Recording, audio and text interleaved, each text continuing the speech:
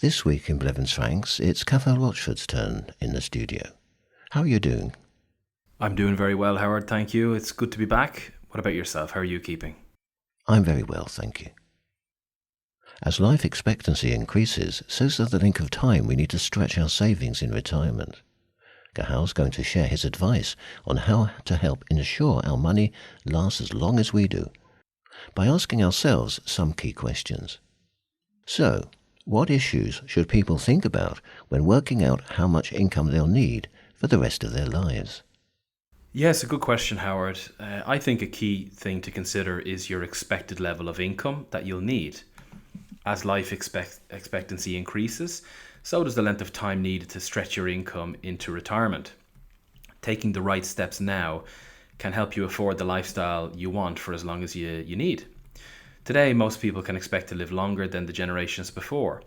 Whilst this is good news, increased life expectancy comes with some downsides. Simply put, can we afford the cost of living longer?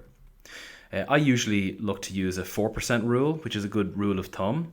And so let's say if you needed an annual income of 60,000 euros, what I would often do is multiply this number by 25, and this will give you a close level to the amount of capital that you should need at retirement. So in this case, if you needed an income of say 60,000 euros, this would equate to a capital pot of 1.5 million euros. And therefore taking this income of 60,000 from the pot should be a sustainable rate of income from the fund. And you will also have a very good chance of preserving most of the capital, assuming that it's well invested, up until the end of your life and perhaps passing the balance on to your heirs. So it's very important that you establish if your savings and pensions will generate enough income to maintain your current lifestyle right through to your retirement years. And this includes planning for extra expenses such as unexpected home maintenance, as well as potential care needs in your later years, and especially if you don't have family living nearby. What's your advice on how to make your savings and investment last longer, and also keep up with inflation? I think having a sound, principled approach to investing your capital is critical.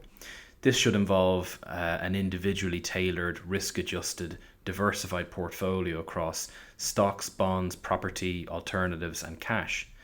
So we know that simply leaving funds in a bank account or in cash will not keep up with inflation, and this will produce negative real returns over time. So leaving funds in the bank is not really a solution.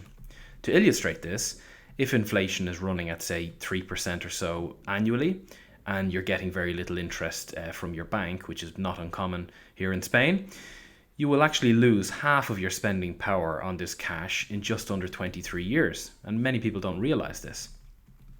Whereas having a strategic investment plan, including a good exposure to global equities, has proven to outpace inflation over time and will actually grow your spending power. So the difference in these two approaches, cash holders versus investors, is quite stark, and it will have a profound effect on your wealth over the longer term.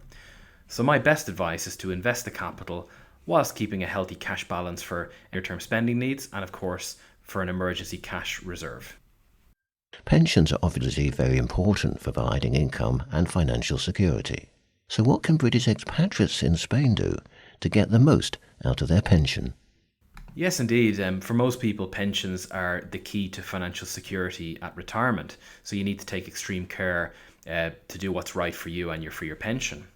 So I would recommend exploring all the options available for your UK pension as a resident of Spain. It's important to carefully weigh all the pros and cons, including the tax implications in both countries, to determine which approach is most suitable for you. In some cases, your best approach could be taking no action at all, especially if you have the likes of a final salary pension that guarantees an income for life.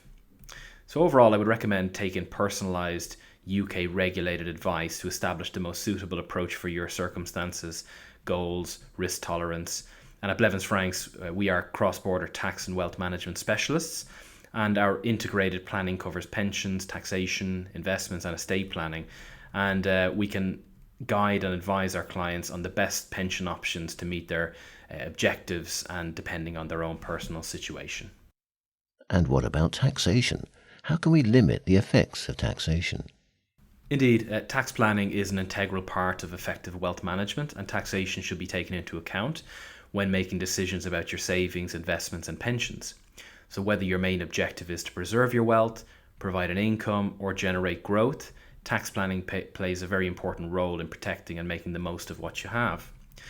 While the tax tail shouldn't necessarily wag the investment dog, there are numerous benefits to strategic tax planning, especially for expatriates who have cross-border tax planning implications. Many people unknowingly pay more tax than they need to. This may include income tax on bank interest, capital gains when switching between investments, and dividends and other forms of investment income. Much depends on how you hold your assets, so it's important to investigate what tax compliant or tax advantaged investments may be available here in Spain. You may be surprised by how much tax you can save each year. So overall, having a tax plan that is tailored to your country of residence and using qualifying and tax compliant plans generally yield the best results, and seeking local qualified advice is key here. Thank you very much, Cathal. The website is a great port of call. Yes, absolutely. Please have a look on our website, blevinsfranks.com, and there's lots of resources, podcasts, guides, books, etc. there. Or even better, get in touch with one of our local advisors in your own region. And I look forward to chatting to you next week. Thank you very much, Howard.